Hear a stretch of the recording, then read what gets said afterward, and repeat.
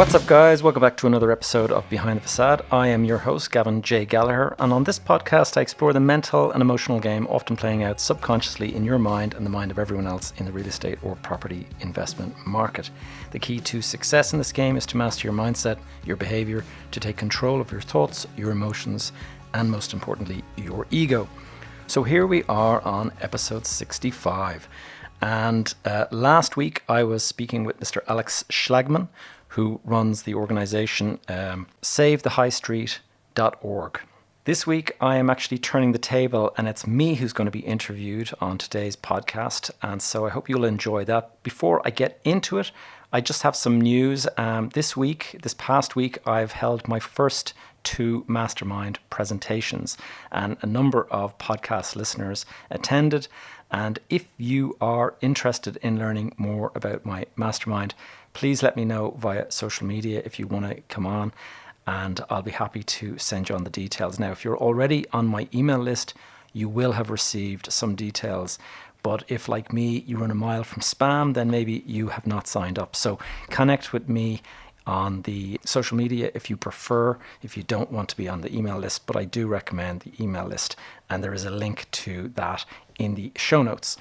So getting back to this week's episode, which I'm going to get on with straight away, I am being interviewed by Ellie McKay. Now, Ellie actually appeared on episode 59 of this podcast, and Ellie very kindly asked me if I would like to come on her huge LinkedIn profile. She has over 35,000 followers, and she asked if I would do a live interview on her channel. So basically I went on to her LinkedIn and we did a video live, and so I'm going to put a link to that in the show notes.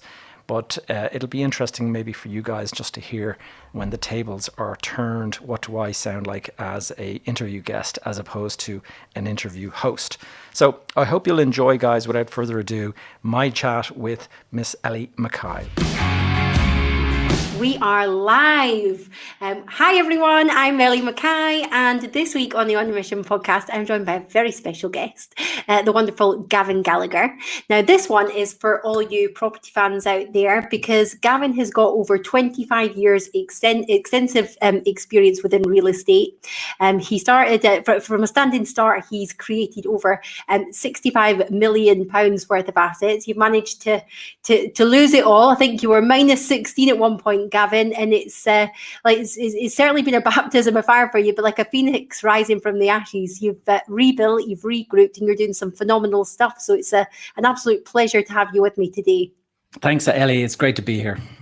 Now, I believe that your interest was first piqued in property back when you were a child and a road trip to Manhattan. Is that correct? Yeah, that was it. I mean, it's funny, when you're a kid, you don't really know anything. You just want to be like an astronaut or whatever. And it wasn't clear to me the path I was going to take. But my father was in property, and my grandfather was a house builder. So there was in the family. But, you know, I used to visit building sites and things like that. And I wouldn't really pay any attention. You know, I'd just be playing in the scaffolding or whatever, doing the fun things that kids do in building sites. And then it was a family trip abroad to Disney World, and we stopped off in Manhattan in New York for, you know, maybe 2 days or something like that. It was like a stopover, and that just blew my mind. I was walking around the streets, you know, staring up at these skyscrapers, and I think it was around 14 or 15 at the time, and it became absolutely crystal clear that I wanted to be in a business that actually built something like this, you know. And so it was, I came back from, it's funny, I didn't know at the time, but what happened is I came back home and I started drawing these skyscrapers. I started drawing scale drawings of skyscrapers, and I used to compare them with like the tallest building in Ireland at the time. And it was this tiny little 15-story thing, and against, you know, hundreds of stories. And I can remember I did this, you know, obsessively for months and months, and I'd be making it even more accurate and drawing every single floor in and all this kind of stuff. And I can remember people starting to say, Gavin, you're going to be an architect. And I was like, oh, really? Am I? That's interesting. And it just got into my head that, okay, I'm going to be an architect, it seems. So that's what's going to allow me to do this kind of thing all the time. So fast forward a couple of years, and I started studying for my leaving certificate, which is kind of the same as the A levels or whatever in the UK. And I was at that point where I was being told, it's quite a lot of points to get into architecture, Gavin. You better buckle up and start putting the head down. So I was a very, very poor academically sort of student prior to that. I used to kind of like just be so kind of ADHD. I wouldn't have any concentration or anything.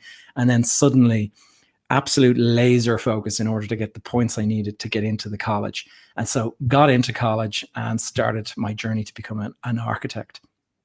Wow, it's really interesting you say that, because here are a lot of high performance people saying the same thing, specifically around the kind of ADHD and the lack of focus. But I think sometimes it's not until something really piques our interest or we have that incentive that we can really knuckle down and start to excel. But you, sadly, due to personal tragedy, I think, were you 21 when your dad passed away rather unexpectedly? And that was it, exactly. And that was actually what kind of changed direction for me in a big way, because my father went to Africa on a trip around about the same weekend that I was turning 21. And I can remember him having a conversation with me before and saying, listen, I'm actually going to be away for your birthday. Is that okay? And I was like, oh yeah, Dad, it's no problem at all. I'm going to be getting, a couple of kegs and we're going to have a party and the lads are all going to come over and stuff. So it was kind of just, your typical 21-year-old. Had a great night partying, lots of friends, late night. Next morning, I wake up pretty hungover, groggy, and it's the phone ringing and it's my mother in hysterics that Dad is critically ill in hospital in Zimbabwe. And he's got internal hemorrhaging, he's bleeding, he's throwing up blood, he's all this kind of stuff. And literally the hospitals in Zimbabwe, this is back in 1993, absolutely not kitted out for any kind of serious illness like that. And so my mother just assumed he was going to die in the hospital bed in Africa. And she was on the next plane down there with my dad's brother. And they flew down and they just went through hell, basically having to bribe hospital jets and all sorts of stuff to try to get pilots to take off and bring Dad to a better hospital in Johannesburg. And so it had a terrible effect on my mother. It really, it created a lot of stress and tension in her. And prior to that, she was kind of pretty easygoing. And suddenly she's thrown into the deep end. A couple of months later, my dad, we got him back to Ireland, but the damage was done and his health just continued to kind of decline. And in November of that year, a month before Christmas, he died. And we were all, devastated. Obviously, we've lost our dad and my mum's lost her partner. But then she opened up the post. All of the posts have been piling up for those months. And suddenly she's like, okay, better open the post. I'm now responsible for all this. And it's, the bank's saying, your loan of 2 million is due and all this, because Dad was a bit of an entrepreneur and he was doing construction projects and he was seed investor in various projects and various companies. And he was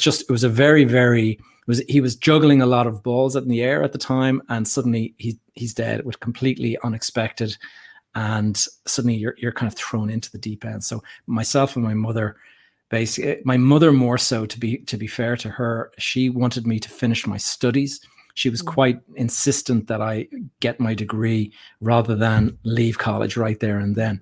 And so I did. I went back, studied, completed my architecture, and then came out. But the day I came out, she said, "Okay, there you go. Now take over and just run the show and just like take the stress off my shoulders." And so that's when I got involved in basically trying to right the ship at that stage, because it was pretty bad. Dad had made a lot of investments. We had to kind of get out of some of them just to kind of keep the wolf from the door. And it was disappointing to, sometimes you sell out of a property or a company and it turns out that you sold out way too early or way too, below the value and stuff. And so a lot of these companies that Dad had been in actually went on to do incredible things, but we got out at, peanuts.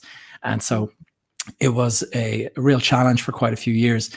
And I just started to dabble then in property. I started my own architectural practice, very small, modest firm, just looking to do kind of house extensions for families and stuff like that. And at the same time, I went and I bought a little site in the west of Ireland. And that little site I got planning permission for. And I bought it for 25,000. And within a couple of weeks, I had the permission. I went to this local auctioneer and said, how much is it worth? What can I build on this? And he turned around like a day or two later and said, I've got a buyer for you, 125. And I was just like, what? Blown away that you can make 100 grand so quickly. I was earning about 10,000 a year as an architect prior to that. I mean, it was peanuts. Yeah.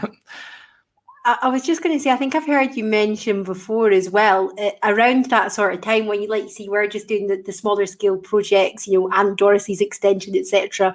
And you were literally working with clients that were trying to scrimp and save every single pound, and you might be getting a £3,000 or £4,000 fee at the end of it. And then almost by chance, you've stumbled across this small development and just made that £100,000, and it just expanded your thinking so much, didn't it? But totally, yeah. It is how quickly it kind of spiraled from there as well, because did you not buy a site in the November and then flip it in the January and net like a £2.5 million profit as well?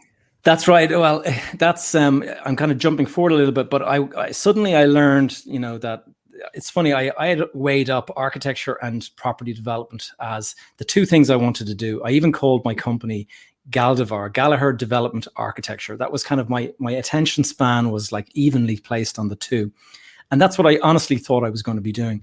But then I saw the massive imbalance in the value that the people value architecture versus what you can do in development. Mm. And so you were right. I was earning, peanuts. I remember arguing with clients over like €1,000 kind of an extra fee because their budget had gone way over and I'd done all this extra work. And I can remember just thinking, you know what, just forget it. And around the same time, I got this 100,000 windfall from this development. And I suddenly realized, whoa, these two activities are not equal. And I just decided there and then that, okay, I think I'm going to, turn away from architecture. I'll finish out what I'm doing with the various clients that I have, but I want to go all into property. And so I basically repurposed the firm to be more of a development management business. And so I was going out there providing service as a developer, but I was actually finding the deals, putting the money in myself, and then I was bringing in, say, a partner who would put in 50%. And so the two of us would be 50-50 venture partners, but the development partnership would be paying for my services. Yeah. So I was getting paid kind of twice. And I did this and it just kind of spiraled. It was the perfect timing with the Celtic Tiger. And it was, for those of you who don't know what the Celtic Tigers, it's just this crazy explosion of growth in the Irish economy at the time when we were coming out of, years of kind of a depressed economy. And suddenly there was this catch up with the Eurozone and all that. And it was quite incredible, just the speed. You could make so much money so quickly. And like you were saying, I found this deal. I bought this property. I put an offer down of 950. I ended up securing it at 1.2 million. And I had moved very swiftly to secure this property. And the day after I closed the deal, I was having a few drinks with my solicitor, kind of congratulating one another for a great job done securing the property. And I get a call from an agent friend of mine. And he goes, did you just, buy this property? And I said, I did. And he called me a bollocks. And he just said, what are, you're after like napping that out from underneath the nose of one of my clients. And he says, they really, really want it. And they were just like talking to committees and they were looking at all this kind of stuff. And so they want the property and they want to buy it from you. So they'll, what are you going to sell it for? And I was honestly looking at turning a nice profit of like $1 million, maybe 1.2 million on this. And I said, why would I sell it? I've got this project, I've got the architects appointed, all this, and jizzed it up a bit. And anyway, we agreed on terms.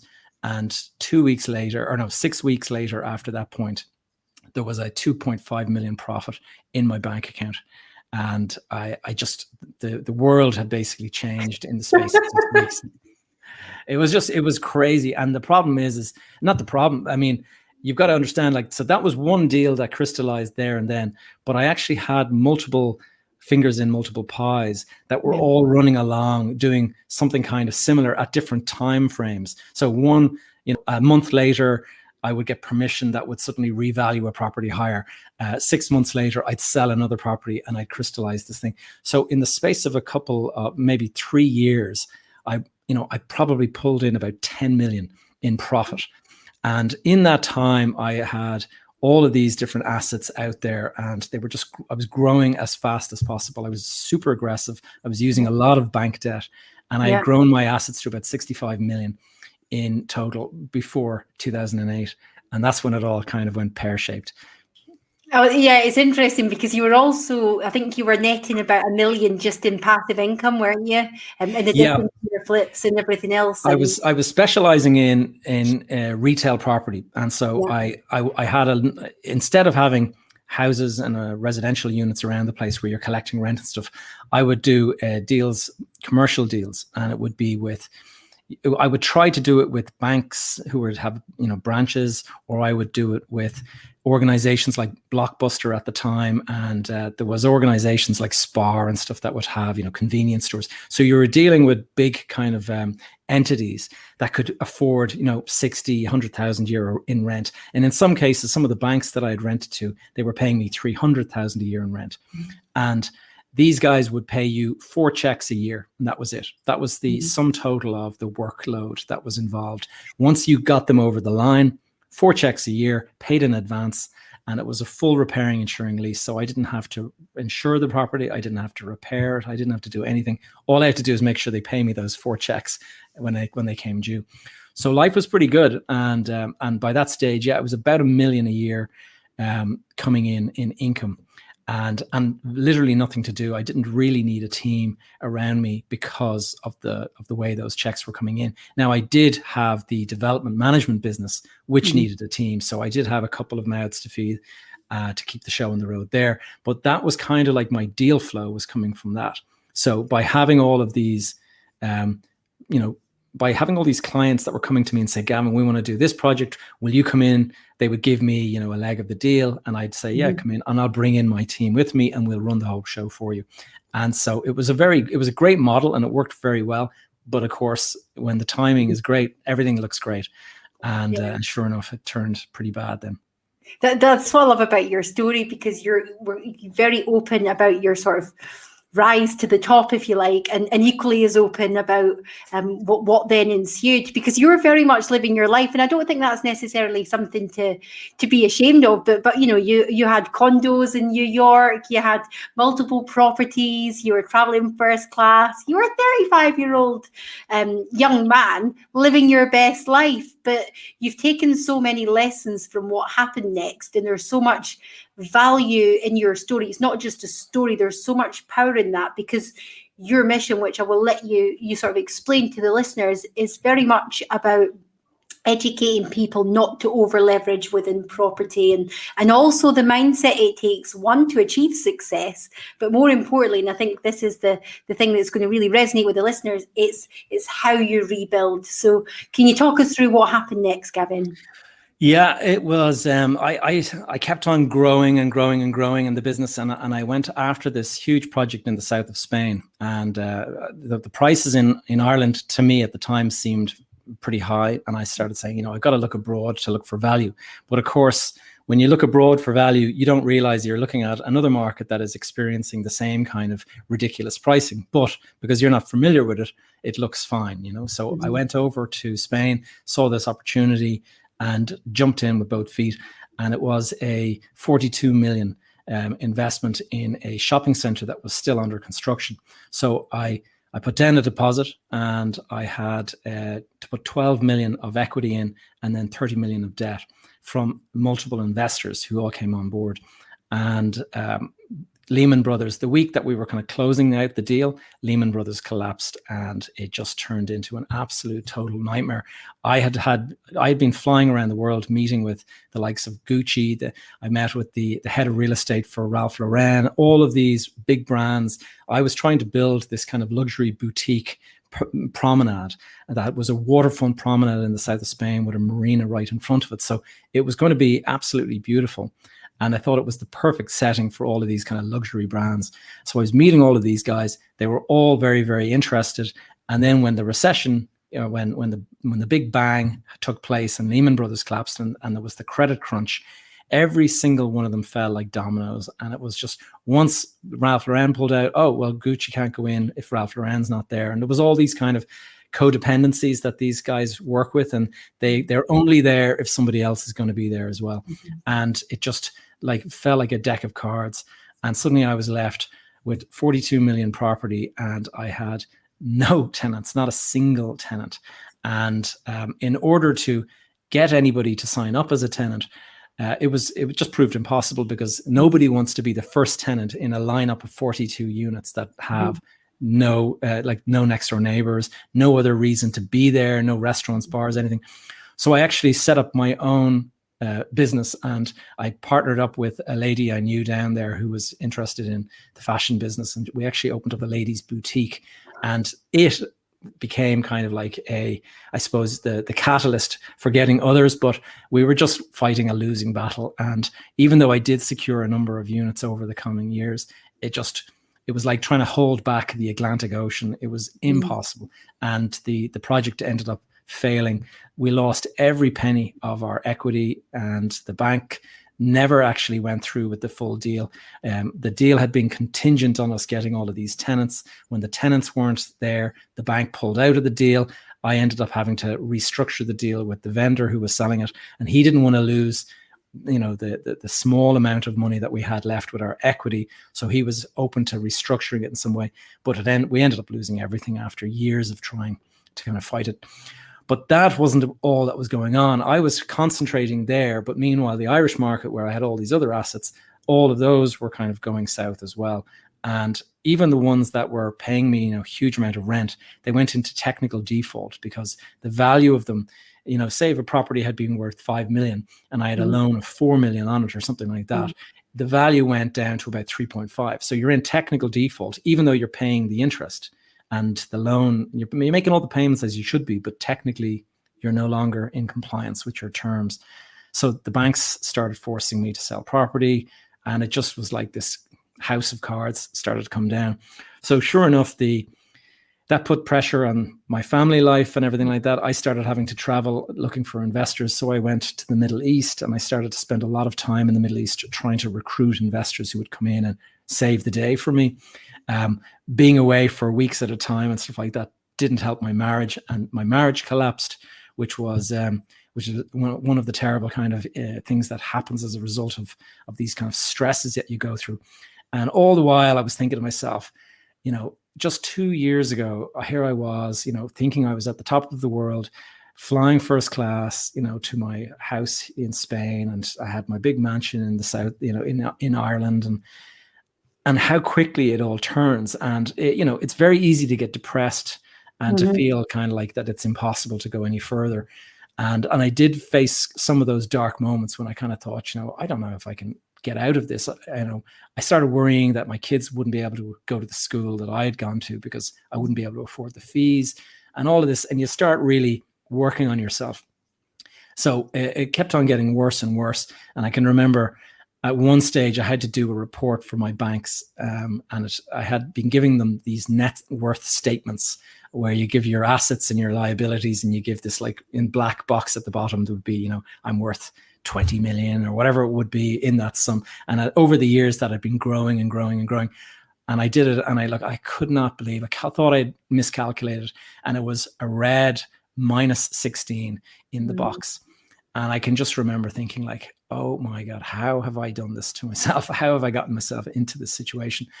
And long story short, it was like a death by 1,000 cuts. It went on for many years. That it sounds like a big boom, you're at -16, but actually it's a slow, steady decline as you go down to get to that level. And you keep thinking that you're going to get yourself out of it, or the market is going to suddenly turn. But in the case of the credit crunch, it went on for 6 years. And so for 6 years, I was fighting these battles, and it just did not, the values didn't come back. and they were forcing me to sell property after property. And so my net worth was getting, lower and lower and lower, and they were offloading properties at, below market values and stuff, in my opinion, certainly below the value of the loan. And so they were telling me that the property's now gone, but you still owe us this, big chunk left over. Yeah.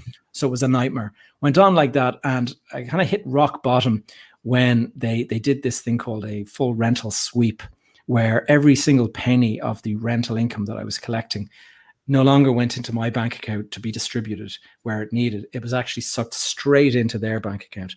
And so it meant that I had absolutely no access to any funds at all. And even things like paying property managers and stuff like that, that wasn't possible now. The property managers had to apply to the bank to get paid by the bank and stuff. And the bank would make everything, check everything and make sure like that. Are you sure that this isn't being funneled to Gavin in some way? There was such distrust in the banking system around about this time.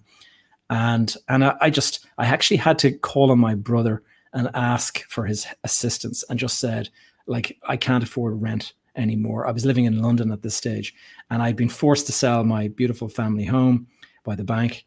And I was living in London, and I had to come back to Ireland, and I had to basically ask my brother to let me stay in his property rent-free. And he said, look, get yourself back on your feet. And so that was the kind of the rock bottom moment. And that's when I just kind of suddenly realized, do you know what? There is nobody coming to rescue me here. I was spending a couple of years blaming everybody else for my mistakes. I thought of this as this big pity party, and like, who did this? Oh, the bloody, banks in America did this, and they caused the economy to crash. And the banks in Ireland are just as bad. They're like, they pulled the rug from under me, and all of these people are to blame. Not ever kind of thinking, turn the mirror on yourself and actually think about what were you doing? How did you get yourself into this situation? Could I just ask you, just from a mindset point of view, Gavin, because I've heard you speak about this before, and I don't know if you even grasp the magnitude of what you've done mentally, because to be at that lowest ebb and to continue not just to fight back, to rebuild in the manner that you have. Your marriage has collapsed. You're £16 million in debt. You're living in one of your brother's property. You've had to go for handouts for all intents and purposes just to survive financially on a very basic, modest lifestyle when you're used to kind of jetting here, there, and everywhere. And was there anything specific you did? I know you sort of turned to fitness around this time, but did you get into any sort of personal development or coaching? How did you, because it sounds okay to say this, and I talk about the mental health and the mindset a lot, but there's a lot of people going out there at the moment due to the pandemic that have lost everything. And hearing some practical tools at how you do lift yourself back up, I think would be really powerful. Yeah, well, the first thing to remember, I'm very much interested in personal development and personal leadership. And I used to follow a guy called Robin Sharma. And I went to one or two of his seminars, and that was helpful because he kind of reframes things. And one of the things that you have to do is, first of all, stop focusing on the stuff that you have no control over. And the stuff that I had no control over is like whether the banks decided to pull the plug on me or not. I have no control over it. So stop worrying about it. Like, do what you can, obviously, to save yourself from any further loss, but only focus on what you can control. And I thought to myself, okay, what can I control? Well, I can control my mindset. I have a good network of people that helped me build before. That network hasn't been taken away from me. I have knowledge. I understand how the process works. I understand various things. And so it's just a matter of time to rebuild. And then what you have to do is, just no matter how dark it gets, because I was in a pretty dark place for a while, is that, time moves on, and it is only literally, you're in this point along this line, like a train track. You're just at some point, say in a tunnel. And if you just stay on the train, you're going to get to the point of light at the end. And so I just kind of kept on reminding myself, look at what I have. Okay. Yes, I've lost a lot of money. Yes, I'm in this humbling situation. I've had to go and, get a job that's pretty much, at a fraction of what I used to be earning. I'm living rent-free from my brother's generosity. But I do have all of these skills and I have this knowledge and stuff like that. So it's just a timing matter. If I can do away with the impatience of wanting to kind of have it all back tomorrow, and if I can just get disciplined about my mindset, look at what I have. I have at the time I had three, I have three teenage daughters now. At the time they were much younger, and I got to see them every other weekend. And I used to sort of really lavish as much attention on them and stuff. And I thought to myself, okay, I've got three healthy kids. There's people out there that are dealing with illness and all this kind of stuff. I've got a healthy body, and I decided to absolutely go all in on my fitness. And I felt that my physical health would manifest in a strong mental health for myself. So I started going running every morning, and like literally without fail, up at the crack of dawn. I got into this morning ritual. I'll get up at the crack of dawn, and with a cup of tea or a coffee, I would get out a journal and I would write all of these kind of positive notes about my situation. I would sort of say, I've got a fantastic family man. I've got three healthy kids.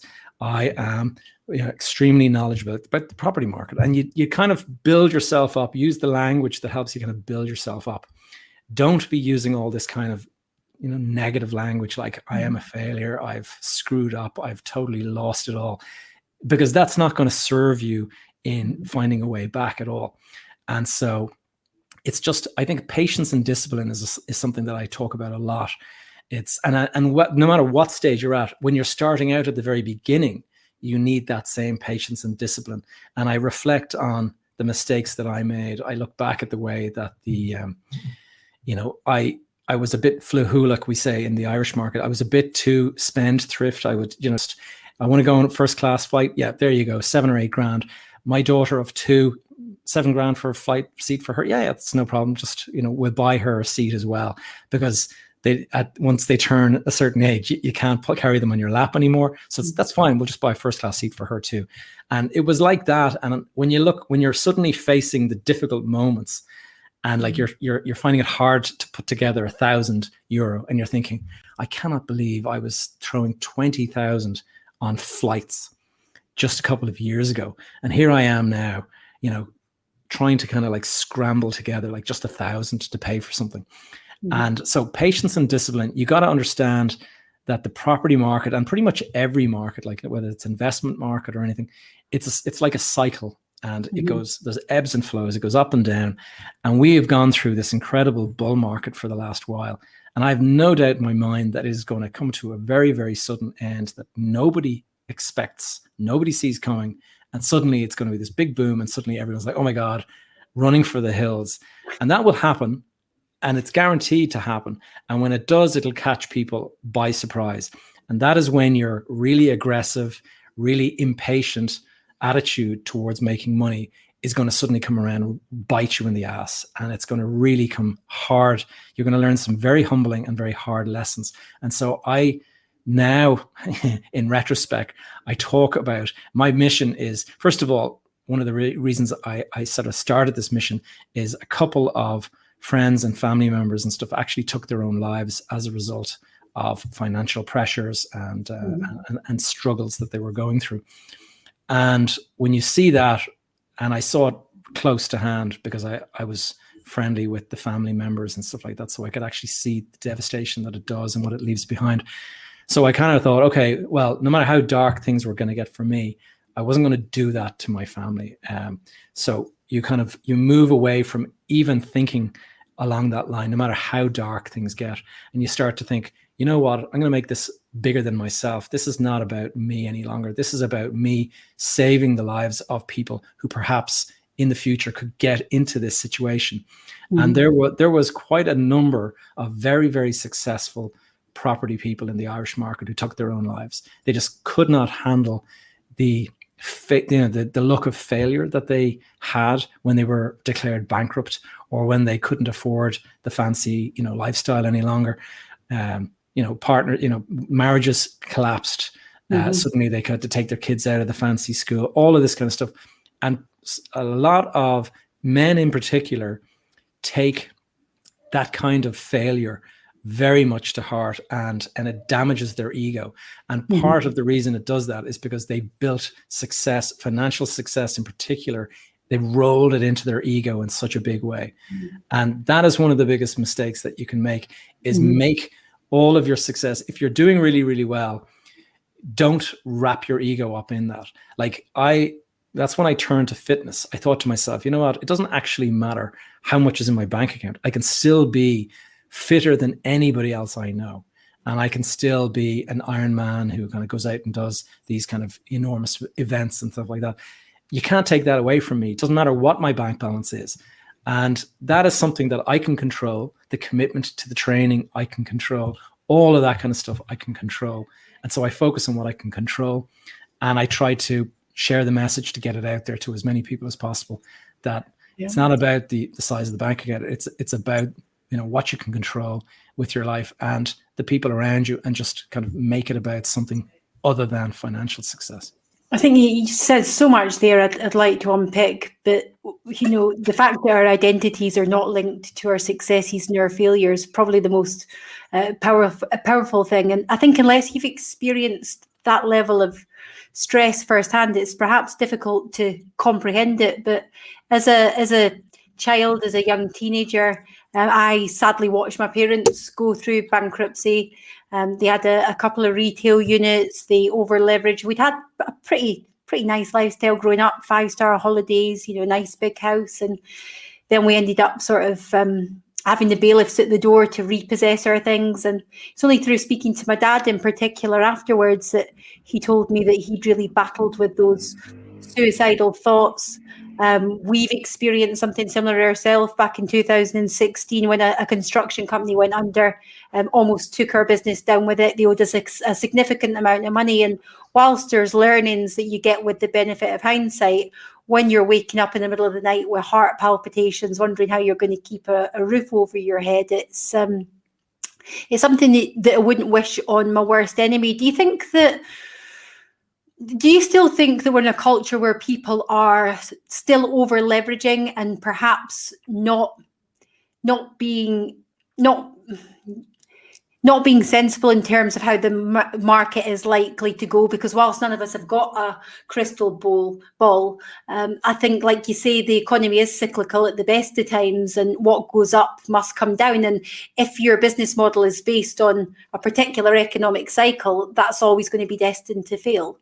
For sure. I think, first of all, young people in particular who haven't experienced the recession that we kind of went through. I'm kind of in my late 40s now. So for me, I saw the dot-com, crash in 2000, and I saw then the 2008 crash, and I saw how long it lasted and the devastating.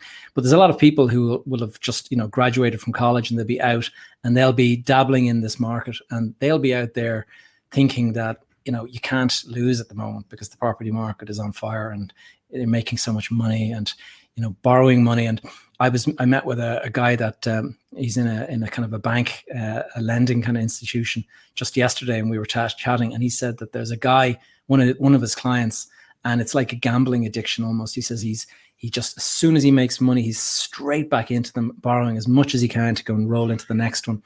And I just said that they're getting nervous about him themselves.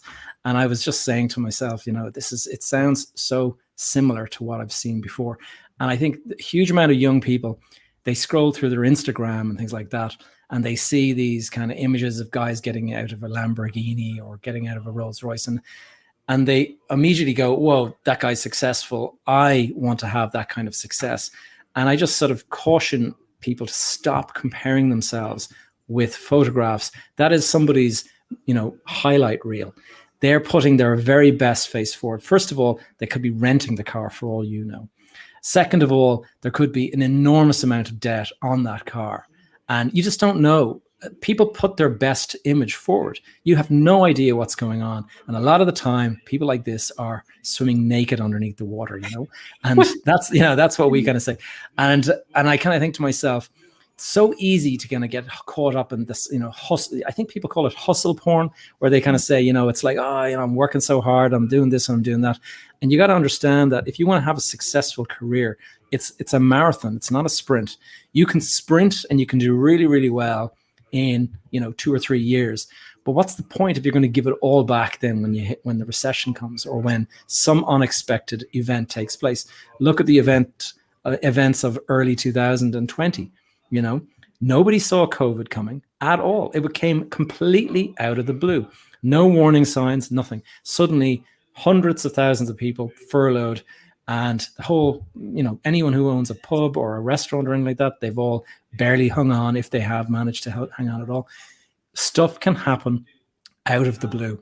So don't get yourself into a situation that you cannot get yourself out of. And so going in and thinking to yourself, I can go and borrow on this, and I can cross-secure it on that, and I can do all these kind of things. You might do that to secure, your first deal. But once you've got yourself a certain level of stability, you've got to protect that and sort of, use the assets that you have wisely. Consider them to be, protected. Try to ring fence your stuff so that banks can't go after your assets if something goes wrong further down the road. And I see so many people, like, one of the biggest mistakes I made was I kept on wanting to borrow more and more and more. And because I did that, I kept on saying, sure, you can use that asset over there, you can cross secure it on that. And as soon as they do that, then when your project falters, they don't just take the project, but they take the thing that you've given them cross security against. And I would do that on another asset as well. And let's do another deal. And the problem is that when everything is going great, you kind of think to yourself, I figured out the magic formula for making money. If I just keep on doing this, I'll amass, tens of millions in no time at all. And the problem is just around the corner, there's some event going to take place. The economy demand is going to fall off, whatever it is, and you're suddenly going to find yourself in the situation where something you expected to sell won't sell. Suddenly you're on the back foot. Something else has to sell now in order to kind of plug that gap. You can't sell that because the market is turning or whatever.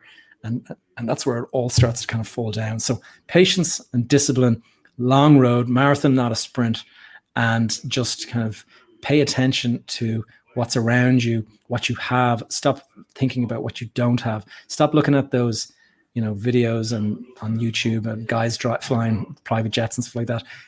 If that's going to happen, it's going to happen at some point in the future. You're not going to have it in the next year or two. And if you think you are, then you're lining yourself up for that huge fail. It's really interesting. I potentially go too far the other way with it. When people ask me for the details, the numbers for our property deals, I refuse to share them because I feel it's a very one-dimensional view. You could make hundreds of thousands of pounds off of one deal or millions when you're operating at the level that you are. But people aren't taking into consideration, one, the work that's involved in making that, but all your other costs, your expenses, your wage bill, your premises, what you're spending in your own education and development. So, I always try to show a bit of a holistic view, but what practical guidance would you give to the listeners about over leveraging? Do you have a formula now that is it a bit more risk averse? What I don't do is cross secure assets any longer. What I try to do is, if you're going to, this goes against a lot of tax advice that you'd get. At the time, we were told, do everything in your personal name, because then there's not that double taxation. You get taxed in your company, and then if you want to get the money out of the company, you get taxed again. And that was the big thing that pushed everybody into doing things in their personal name when this boom was going on. And of course, it made sense from an accountant point of view. You could save 20% of your gain. But what it did was it opened up all of your assets to basically being consumed by the bank when everything goes wrong. So buy things in entities that are standalone, like a special purpose vehicle or special purpose entity or whatever it is, that gets bought there. It stands out in its own. If you need to go and put a deposit down, then you go and you can lend your money from you personally into that company. That company now owes you that money back. And then you can go and borrow money in that company, and it just stays in that company. Now, if the deal goes great, you get back your original loan into it, and you won't have to pay any tax on repaying your loan, obviously, but you get all of the gain in that company. But if it goes south, which most people don't like to think, most entrepreneurs are born again optimists, and we only see the future being great and rosy and all that. So you don't think to yourself, oh, when this goes south, I'm going to be protected. You're thinking to yourself, oh, I'm going to leave all this tax, I'm going to leave all this tax under the table. The reality is you just don't know when this market is going to turn. And when it does turn, you'll be able to walk away from that deal. And you'll have lost your original asset, but it doesn't pull the whole thing down behind you. And I think that's one of the sensible things to do. Don't worry about the immediate tax advantage that you can get, because if it involves exposing all of the other assets that you've taken years to build up, then it's not worth it.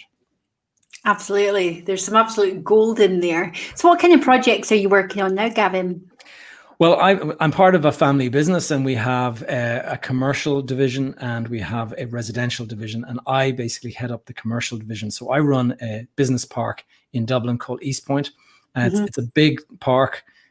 We built this place over many years, and it's about 37 different buildings, office buildings, and we have the likes of Google and Oracle and big kind of tenants that pay large amount of rent every year for them. And so there's a lot of moving parts in this place. It's before COVID came along, 8,000 or 9,000 people a day would come into this park every day to work. We would put on bus service for them and all that. So we have a shuttle service that would do 3,500 people a day, and we have to manage parking for 2,500 cars every day. And so there's quite a lot of moving parts. But when COVID came along, it's been turned upside down, and we've had the place has been empty for months. Now, thankfully, we work with big multinationals, so the rent hasn't stopped. But it's still a nerve-wracking time, because you kind of wonder, like, what is this going to do to the overall outlook on the market? How do people view offices going into the future? Because there's a lot of talk about the hybrid model and work from home and all that. Then on the other side of the business, we have a residential division, and we're in the process of building 54 units, houses and a mix of apartments and duplexes and stuff like that in a site in Dublin. And then we're in for planning permission for another apartment development. And we're trying to build about 100 houses or 100 units a year. That's the kind of the object. So it's constantly looking for sites, building the site that you have, and it's kind of a system of just keep on turning it over and keep it going like that. And how do you raise the finance for your developments? Combination of we've got some banks, but we also bring in investors, and so we would be quite conservative the way we run our stuff, and we would put so much of the money into securing the site ourselves, getting all of the planning permission and things like that, and then when it comes to going on site, get as much from the bank as possible, but then bring in investors to kind of fill in the gap. And then so we end up with basically a carry in the deal, because we've put it all together, we've structured it, and we're also the people that are going to deliver. And we have the team to actually build the houses ourselves. We don't hire in a contractor. We actually do the subcontracts and all that ourselves. And so it's a great model in that regard. In terms of the commercial stuff, we often partner with much bigger entities. So big firm like investment firms and pension funds and stuff, they would come in, and we would tend to be like a junior partner who will manage the assets on behalf of the senior. And so we've done some great things over the years with, we would go to, say, a big firm that's based in either in London or in New York or something. They'd come in, they'd buy something for, tens of millions, and we would put in a slug of that as well, but we'd be getting fees for the management, and we'd be also getting fees for the whole thing to kind of grow. And when it grows beyond a certain level, it triggers kind of extra reward payments for ourselves and stuff. So it's a nice way to structure it so that you're aligned with your investors, but it allows you to bring in fees to kind of pay your bills and your salaries and stuff. And then on top of that, you have the kind of the bonus that you get for performance.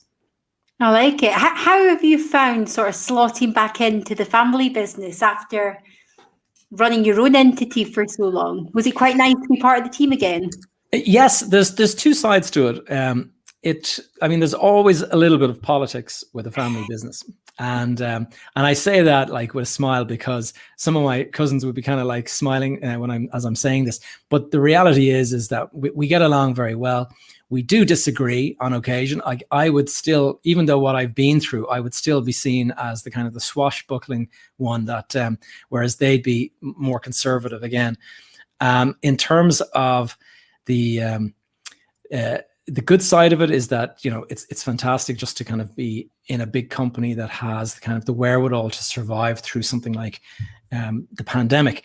But the downside is that when I was doing my own stuff and I'd made all these kind of millions and stuff, I was the boss and I could just do whatever I wanted, whenever I wanted. And I basically moved to the south of Spain. I still have a villa down there, but when I had it at the time, I just didn't spend months down there and nobody to answer to. Whereas when you're part of a bigger collection, you have responsibilities. And so you are expected to kind of like do your job and things like that. So I don't mind. I do enjoy the work that I do. I very much enjoy the works, the commercial side and working with big firms and their facilities people and just understanding how the big corporate occupiers think and the way the COVID has impacted them and thinking about the future, the hybrid model. And I'm very interested in innovation and also the whole green side of things. I think we're moving towards a carbon sort of neutral